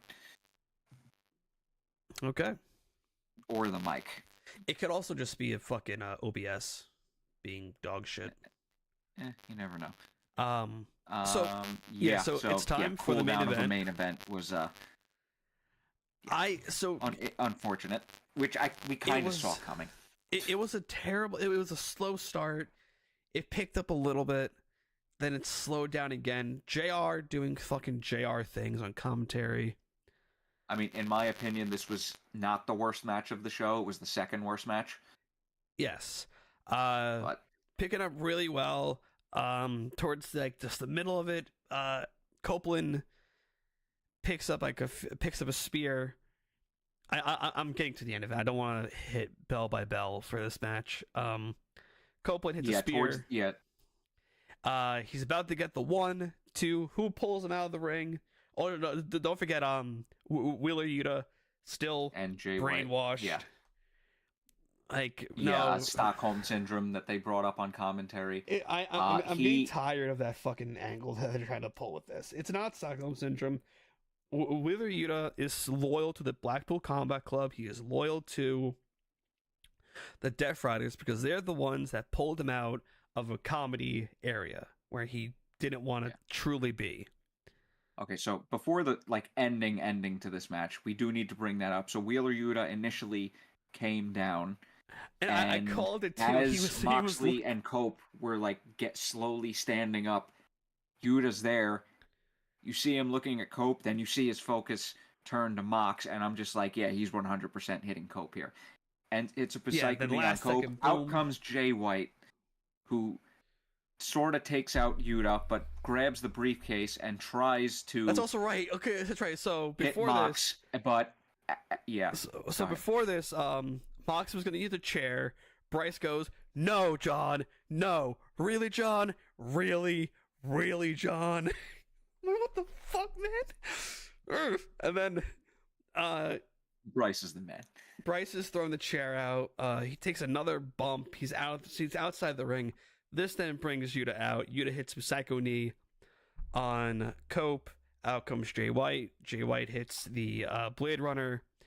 He's about to use the briefcase on Mox, but then freaking brains Cope so hard with this briefcase, knocking out Cope. Cope. I think Cope then comes to, hits the spears, leading us then into I believe the 1, he hit... 2. Yeah. Christian pulls Bryce out of the ring. So he's pulls the hood down to reveal himself. Hits Cope in the head because Cope's like, what the fuck's going on? Be on note, if Bryce was smart, this is when Bryce kind of was like, Bryce could have called the match right there. Yeah, because technically that was before he signed the contract. He could have called the match right there, but Bryce, also being the great referee that he is, let it happen. Christian signs the contract. Christian is cashing in. Keep in mind, so here's something that I saw it never stated that that contract solely belonged to Christian. It said whoever puts their name on it. So people were pitching Cope to win tonight. Christian was going to come out, but Jay was going to hit a Blade Runner on Christian, take the contract, put his own name on the contract, cashing in, turning heel essentially, and then pinning Cope. Yeah, the way this ended, I was not expecting this. It's a triple threat match now, which means no DQ, so fucking awesome. And Christian hits Cope with a spear, 1-2 kick out. Dose. Oh. And then Cope, Christian gets Cope up, unprettier. Yeah, kill switch. Kill switch, unpretty. I want to call it the unprettier because now I forgot who, I believe someone in Chelsea Green uses it and calls it the unprettier. But also Christian has called it the unprettier in, I think, early WWE and then into TNA. He called it the unprettier. But I will call it kill switch for this. I think I mentioned this when we had a debate about. You might have. Because I said, oh, it looks fucking cool on a goddamn fucking t-shirt. Kill switch. So. Yeah, he hits that. 1, 2. Moxley breaks it up and immediately puts a chokehold on Christian. And then Christian does a smart thing. Just puts his hand down. Yeah. 1, 2. Moxley pulls him off. Christian is fighting for his life to get his hand back on top of Cope's chest, but that would not be Christian the case would pass as out. Christian passes out, TKO, and Moxley retains in a bizarre fashion. The worst main event in AEW's history. That's pay-per-view history. I'll say pay-per-view history for this regard. Because remember, don't forget, the fucking Dark Order segment was a main event segment that happened. That Dark Order. I'm trying to. No, why do I feel like we're missing a? Yeah, why do I feel like we're missing a very obvious, terrible main event, pay-per-view main event? I feel like we're missing an obvious one. Hold on, let me see if every AEW main event. Okay. Yeah, because what Revolution 2020, I believe, was the exploding barbed wire death match. Oh, that's right. No, not the exploding barbed wire death match. The 2021 was. Or was it the exploding barbed wire? Okay, here's every main event. The one with the countdown and the botched pyro. Here's every main event. First one was Jericho Omega. Second one was the unsanctioned match, Joey Janela and Moxley. First ever lights out. Yeah, that was actually pretty good. That was the highlight of Joey Janela's AEW career. Don't forget, this is a time too when Fyter Fest and Fight for the Fallen were considered pay-per-view events at the time. Yeah. Bucks and the Rhodes Brothers was the main event for Fight for the Fallen. All Out was Jericho Hangman.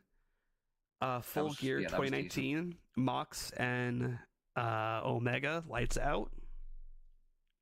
2020 Jericho and Mox for Revolution. Double or Nothing was the Stadium Stampede, which was amazing. Awesome. All Out Moxley and MJF. 2020, which was a really good, I believe it was a good match.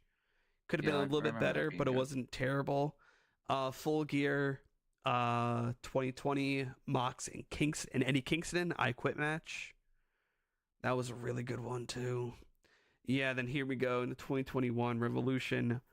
Kenny Omega, John Moxley, exploding barbed wire death match. I think that was good. That is that's the only bad one because no, it wasn't even a bad match. It was the fucking botched pyro that killed it. Yes, but it had nothing to do with the match. So we can't. So that's not an acceptable answer.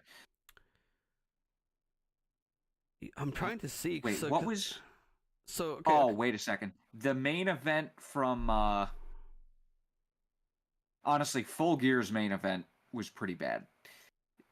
What, 2021? No, 24. That was pretty bad. What was John Moxley. what was the main event? John Moxley and Orange Cassidy for the world title. That was not a bad Oh one. no, not excuse me, not Full Gear. World's End. World's End. The 4-way. That was pretty bad. Yeah. Okay, that's fair enough. That's fair enough. Yeah. I mean that was up there. I feel like there was one more that was kind of just eh. But I don't. I don't remember. I'm trying to see.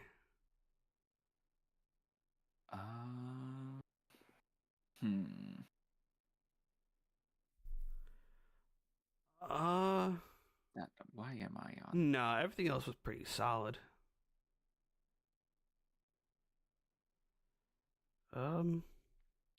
Yeah, I think that those are the only two bad ones, and oddly enough, wow, like, freaking MJF has been a part of a lot of main events. 1, 2, 3, 4, 5?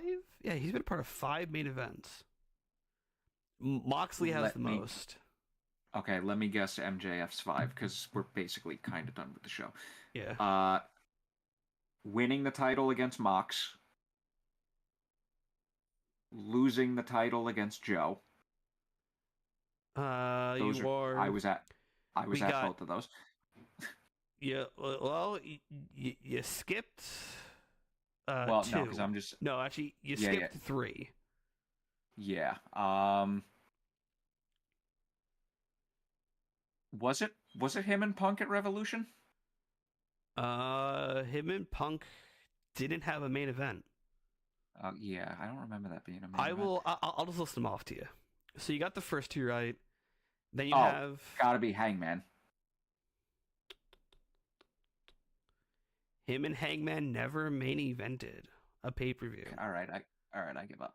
Okay, we have MJF and Bryan Danielson, the 60-minute Iron Man match. Oh, that's right. MJF and Adam Cole, MJF and Jay White, MJF and Samoa Joe. And then John Moxley has... oh, yeah, that's right. Adam Cole, fucking all in. Main evented the most with, I think, coming up with... like 17. Yeah, 1, 2... Hold on, I'm gonna count them out. 3, 4, 5... I'm gonna count Blackpool Combat Club. 6, 7,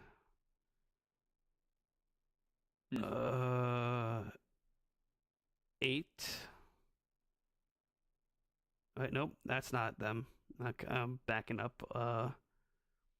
8, 9, 10, 11. 11 main events he's had.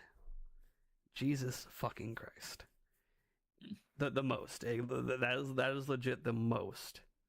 Oh, by the way, Tom, congrats you on the new job.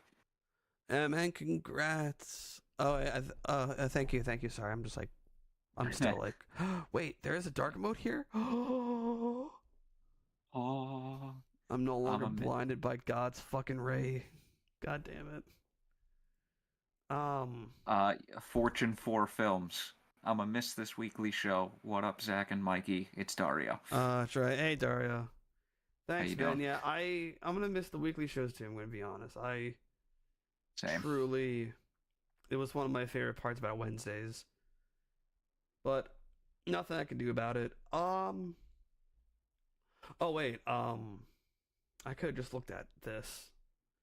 Does this list off how many? Oh, most pay-per-view matches. Ooh, do you want to take a guess at that? Who has the most? It's gotta be Moxley. Well, no, overall pay-per-view matches, not main events, just pay-per-view matches. For AEW. Yeah, for AEW.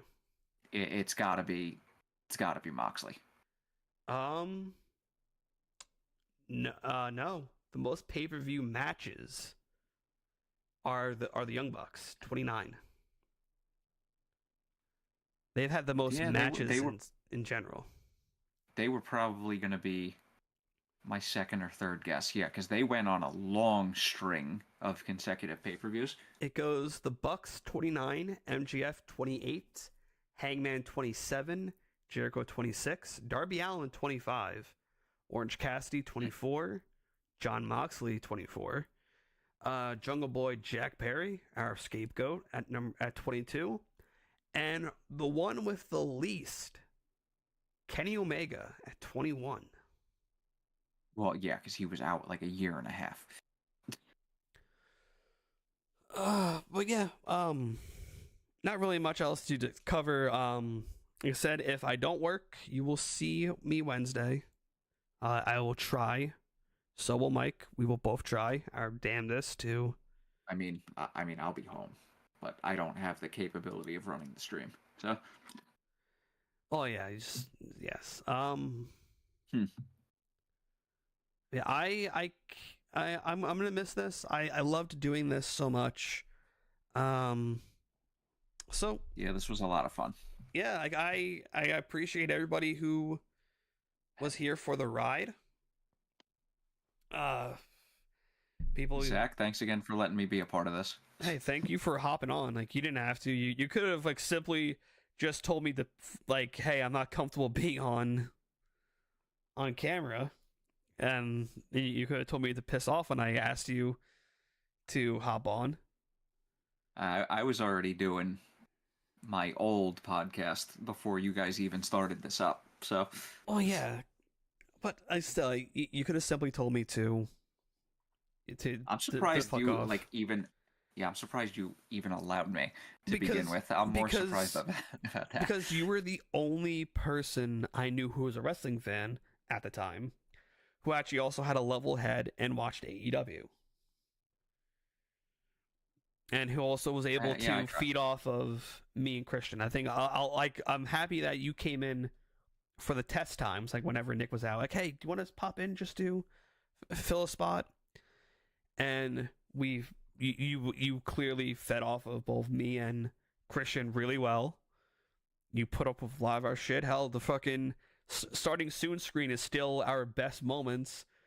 Like a mixture of both me, Nick, and Christian, me, Nick, and you, all just cracking each other up. Still, best moment that the three of us had was reading fucking Stokely Sweets. Oh, that was good times. Speaking of which, I miss Stokely. I want him back on TV. Put him with fucking Ricochet.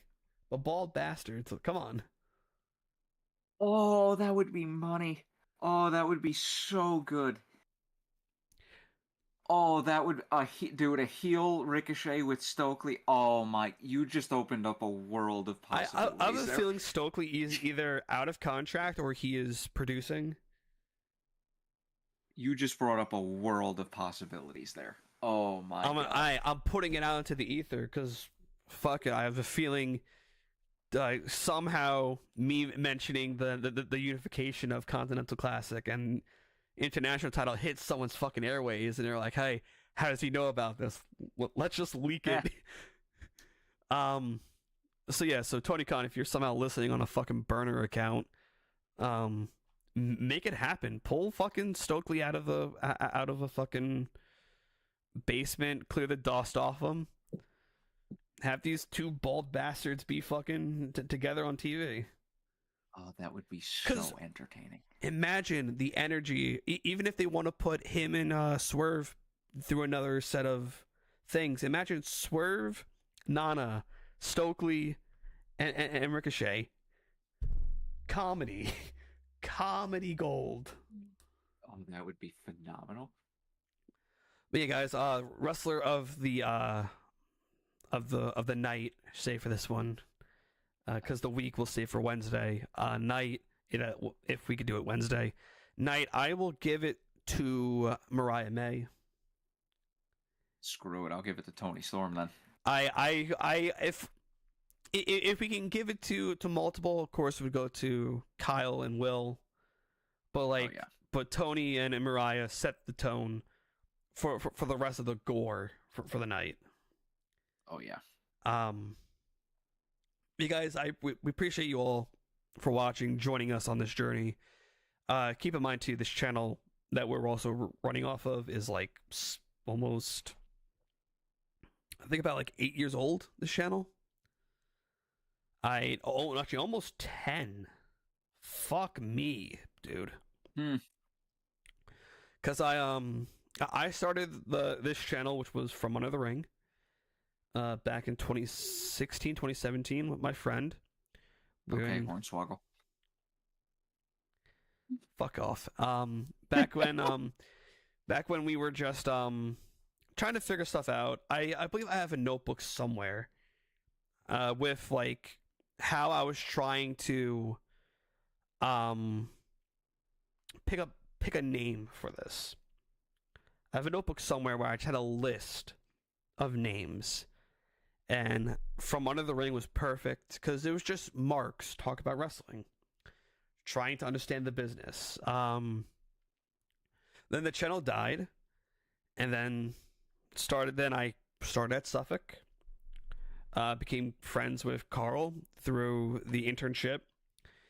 A pandemic happened, pitched the AEW Injection, which now became Pro Wrestling Injection. And 5 years later, here we are, signing off. Just as I said in the pre-tape, this is not a goodbye. This is, I will see you next month if I don't start. I will see you guys soon. Mike, as always, thank you for joining this journey, being a part of it. Christian, if you're watching, you're probably not. You're probably fucking sleeping like I should be, and like Mike should be. Thank you for joining. Nick, just not watching, but still putting out in the ether for them to. Thank you for joining, and thank you for letting this ride for as long as we did. Holy shit, we let this thing cook way too long. There are like, I will never forget days when it was pre-taped and not live, and I would be on the road. So like the episode when July 21st, when I was in, was it July 21st? Oh, it was July, I think it was July 28th, that show was. I fucking had to upload their review from a laptop in a hotel bedroom with the worst Wi-Fi possible. I'm talking uploading at like dial-up speed. That episode did not get posted till like 7 o'clock that morning. And then same thing goes for when I was traveling up for college. I got the footage, had to upload it from a hotel bedroom, again, a hotel room. Yeah, but I'm happy I was able to do this live. I'm happy I learned live streaming. Don't want to do fucking recordings like that again. Yeah. So from the Pro Wrestling Injection right here in the lovely, almost 60-degree weather of North Carolina. It's still pretty cold in New York right now. Last couple days have been windy as hell, so it's been kind of cold. Okay, but, so you guys are currently looking like at 38. Actually, we're looking at a pretty good week here, mid to high 40s all week. Me, Possibly might even get to 60 today. Holy crap! Not to rub it in, 72, 74 for the rest of the week. With next Wednesday, you're looking at 80 degrees. Damn. But no, like I said, guys, I appreciate you all for joining this journey. If the channel dies, channel dies. Will we still go live from this channel? Yeah. Fuck it. Why not? So, once again, thank you for joining this journey. And we will see you guys either this Wednesday or for the kickoff show for Wrestle Dynasty. AEW Dynasty. Wrestle Dynasty was... That's New Japan. Yeah. All right, guys. Peace out.